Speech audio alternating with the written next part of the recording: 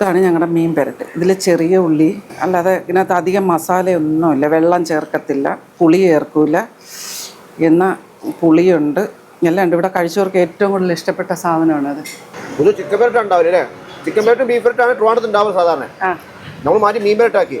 കൈപ്പുണ്യവും മനോധൈര്യവും ഉണ്ടെങ്കിൽ നമുക്ക് എന്തും കീഴടക്കാൻ പറ്റുമെന്ന് തെളിയിച്ച ഒരമ്മയുടെ ജീവിതത്തിലേക്കാണ് നമ്മുടെ യാത്ര.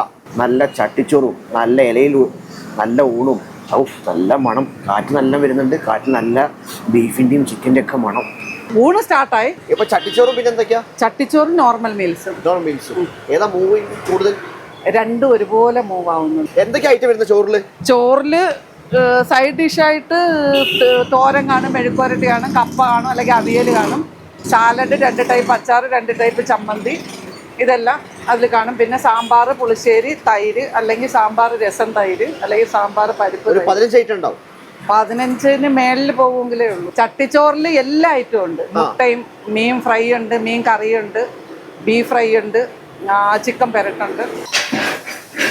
നമ്മുടെ ഉള്ളിപ്പുട്ട് ഇപ്പം അതിഭയങ്കരമായിട്ട് ഓടിക്കൊണ്ടിരിക്കും. ഉള്ളിപ്പുട്ട് കിട്ടുമല്ലേ? കാരണം കറി വേണ്ട, ഒന്നും വേണ്ട, ഒരു പപ്പടം മാത്രം മതി. പപ്പടം വേണമെന്നില്ല കേട്ടോ, സംഗതി നൈസ്.